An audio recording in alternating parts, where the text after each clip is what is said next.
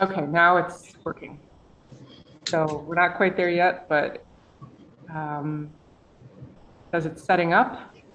Let's say live in the top left corner of my screen. Okay, great. And now I'm seeing. Okay, now it's working. So we're not quite there yet, but does it setting up? Let's say live in the top left corner of my screen. Okay, I think we're good. All right. Okay, well, I'm calling this meeting to order. It is 6:04. We're here at the Facilities Committee, and we're here to discuss the construction grant. But first, I'll go around the horn here and get introductions on who's present. Andrea. Present, Andrea Nicolai. Adam Fireball, Facilities Manager for the Albany Public Library. Paige Barnum, Trustee. Lynette Robinson, Trustee. Bridget Pryor, Chair. All right, thank you. First on the agenda is the construction grant. We'll be making a recommendation to bring to the full board next Tuesday. So would you like to give us a little background, Andrea or Adam? I'd be happy to. So I noticed when I was reviewing the Facilities Committee document about the cycle of things that typically happens on a calendar year or a fiscal year, I noticed that this type of grant request is usually made in the springtime, but due to all the circumstances around not having an executive director for a while and the fact that they did extend the timeline on the DLD side and the UHLS side of things, I got a phone call like 2 weeks into my position, into my time here, from Tim Burke, who is the executive director of UHLS, the Upper Hudson Library System. And he said, I'm really trying to encourage all the libraries who can apply for these grants to apply. So I went to Adam and we discussed the projects that would be suitable for this grant round. And the LED lighting replacement project was definitely ready to go. And so with his very capable assistance, we put together this grant application. It is 6 separate applications. And the reason for that, I outlined in the memo that I shared with you all last week. This particular grant round will include a number of 90% reimbursed grants. So that's a really, it's a very handsome option. Typically our construction projects are reimbursed at 75%. So a 90% offer for some of the projects, if not all, is very attractive. And even if this winds up being, even if these grants come in as 4 90-10 grants and 2 75-25 grants, it's still a much better prospect than if we were to send in just one grant request for the entire project and then only get reimbursed at 75-25. Does that make sense? So by submitting the 6 applications, we have a higher chance of getting at least a handful of them. Even if it's just one at 90%, it's worth separating them out into 6 different construction grant applications. So per facility then?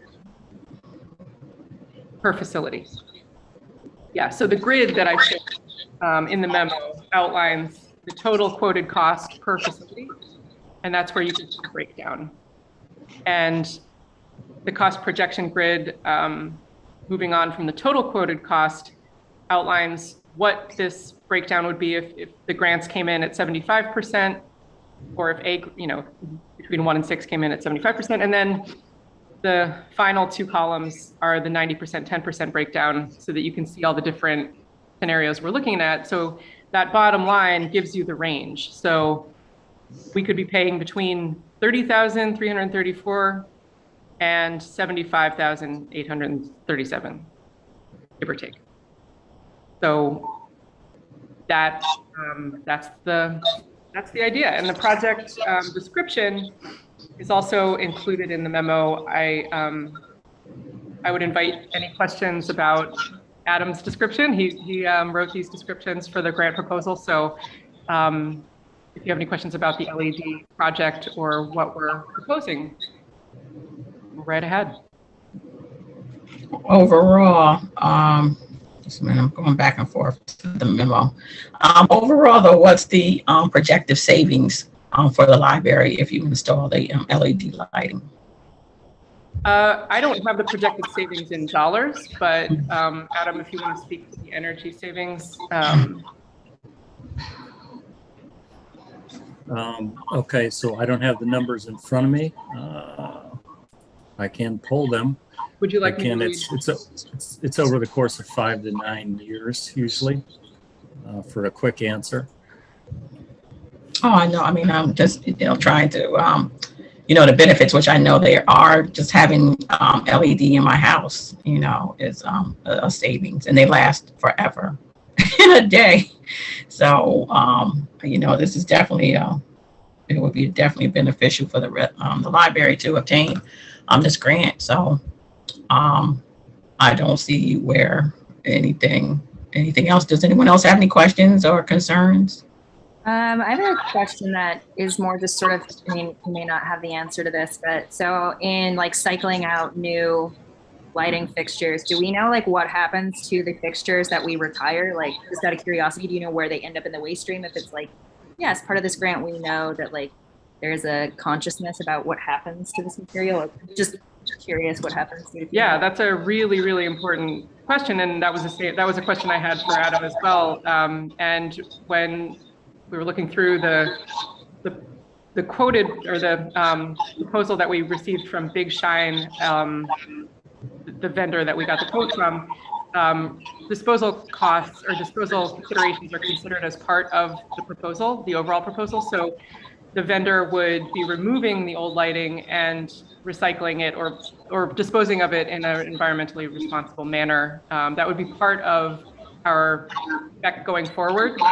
The quote that we received is only good through a certain period of time, and it probably isn't good through the time that we actually get awarded these construction grant monies. So we would have to get a new quote anyway, and probably from more than one vendor before moving forward with the project in general. So we would be sure to make certain that the environmentally responsible disposal of the old lighting would be part of the entire project. Great, thank you. So I have an answer to Brigitte's. It just took me a moment to pull it. So let me give you some initial numbers here. And sorry for the delay. So our current setup, we get charged about 11 cents per kilowatt hour with National Grid. Right now we're at about 266,130.6 kilowatt hours per year is what we're burning currently just at Washington. Just as one building, for example, we changed that out. We'll be dropped down to 99,369.5 kilowatts per year based on the proposal if we were to go all LED and get rid of the old. So that's a significant drop in our kilowatt hour usage or pull on the grid. And then projected savings currently, our energy costs right now is current setup $14,637.18. Moving over to LED drops us down to $5,465.32.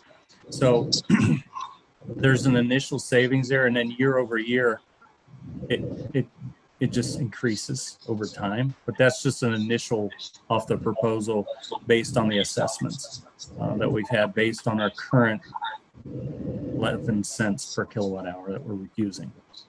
Does that answer your question, Brigitte? Yes, thank you. Any other questions before we take a vote to recommend it to the board? Yeah, I've got one more. So because these get submitted as 6 individual applications, could you make the argument that for some reason it's like Arbor Hill, Delaware, and Howard are the only ones that get funded? Like we only get 3 of the 6, or is it sort of like, how does that work? It's my understanding that UHLS has to take into consideration all of the grant requests that come in from all UHLS libraries, and that depending on how much money is available for the 90-10 grants and how much is left over, they will, the committee that goes through these applications will determine which ones can be reimbursed at the 90% rate and which ones can be 75. But it's my understanding that there's no scenario where a project doesn't get funded at all. And I would tell, just to piggyback on Andrea's saying, is that I haven't had a project not get approved with the process so far. That's good. We have a strong track record. And part of justifying the 90% reimbursement for Albany does include a narrative about the socioeconomic status of Albany, and part of the whole goal of these 90-10 grants is to address vast disparities between cities and towns that have greater resources and those that do not. So this is also an acknowledgement of that. Right, and that was gonna be my question, is this like notion that there are disparities even just amongst the like neighborhoods that each of these serve. I was just curious if there's gonna be any conversation that we have to worry about just like equitable distribution of funds amongst the branches. Yeah, I mean, I think your eye to equity basically goes to the fact that all of the projects will happen. I mean, there's no picking and choosing that we have to do as a library, which is great reassurance. It means, and as far as scheduling the projects, that'll be a whole other conversation about what order in which they will be done. And we would be looking to address any pressing problems, like if there were a branch where there was a lot of low lighting and it was affecting access or affecting the patron experience, we'd want to prioritize that. Thank you. Any other further discussion? Okay, does anyone like to make a motion to make a recommendation to bring the contract grant to the full board on next Tuesday at our next meeting? I make the motion that we bring the grant to the board. Second. Okay. Well, we'll be bringing it to the board then. I think that's the next step. Thank you, Bridget. I do want to acknowledge the committee's support for this project. I think it's going to be a really excellent project for Albany Public Library. I think the funding proposition is really strong, and my question, I guess, or the follow-up question I had about bringing this to the board, I understand that it's a recommendation from the Facilities Committee. Is the recommendation that the full board basically like approve it at that stage too? Yes, I guess, yes, or we'll go into discussion, or we'll bring it to the on the agenda. And once I make a report, then I guess new business would be having the board as in its entirety to approve submitting the application. Mm-hmm. And what materials would you recommend that the board have in advance of Tuesday? Would you recommend that I share this exact memo or some other document? No, that exact memo. And then I just wrote a few notes to go onto the agenda for Tuesday. The benefits, the cost effectiveness, the application process, that we have a great track record. Over time, 5 years, it'll benefit all of the branches, better access, better lighting, as you mentioned in the memo. And then also all projects will happen regardless, but as Paige was mentioning, the equity, how it would be decided, again, that would be up to the full board, and how, pick and choose. So we'll have that discussion as well. And also how the retired lighting, it serves its duty, is going to get a full send off. How's it going to be done? How it's going to be environmentally put away. So I'll write those notes up, and then again, we'll have that discussion on Tuesday. Okay, sounds great. This is the first time I've met with a subcommittee of the board, and it's been a pleasure. Thank you.